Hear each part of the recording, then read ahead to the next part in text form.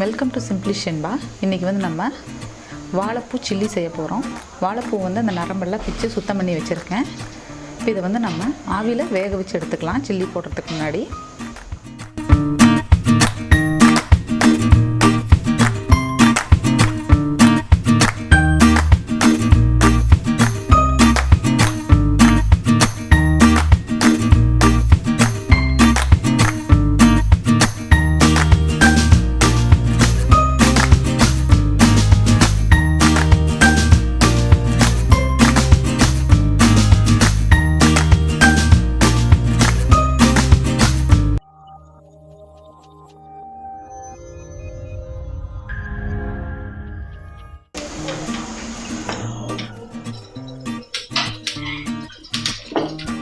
இட்லி பாத்திர தட்டில் போட்டிருக்கேன். அது ஒரு 5 மினிட்ஸ் தான் வெந்துடும்.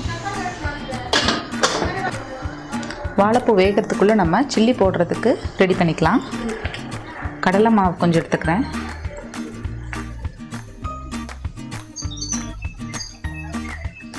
கார்ன்ஃப்ளவர் மாவு கொஞ்சம்,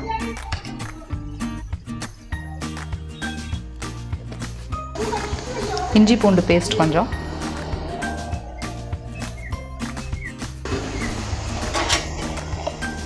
கரம் மசாலா இருந்தால் ஆட் பண்ணிக்கோங்க.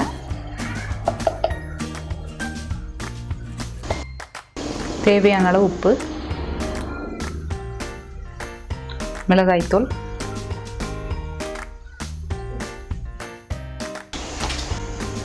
இதை தண்ணி விட்டு நம்ம நல்லா மிக்ஸ் பண்ணிக்கலாம்.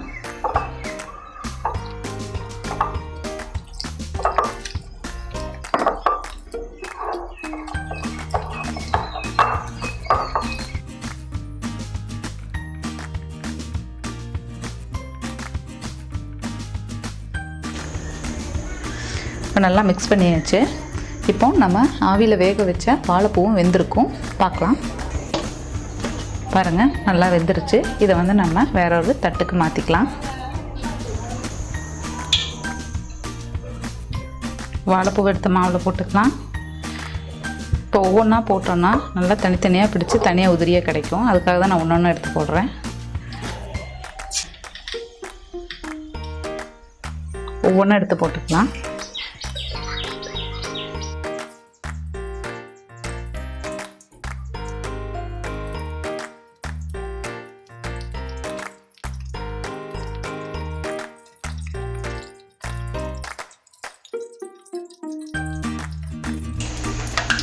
ஃப்ரை ஆகிடுச்சு.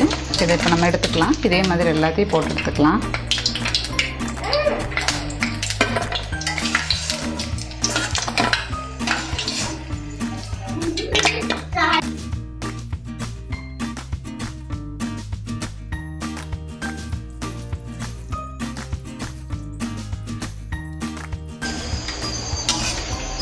இதுவும் நல்லா ஃப்ரை ஆகிடுச்சு.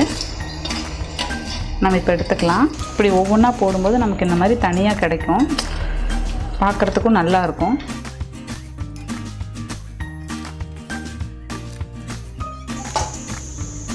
வாழைப்பூலாம் நம்ம ஃப்ரை பண்ணியாச்சு. இப்போ வந்து ஒரு கொத்து கருவேப்பிலை போட்டிருக்கேன். இதையும் ஃப்ரை பண்ணி மேலே தூவிக்கலாம்.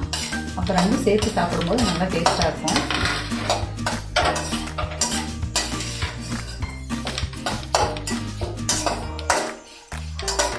கருவேப்பிலையும் நல்லா ஃப்ரை ஆகிடுச்சு. இனி நம்ம எடுத்துக்கலாம்.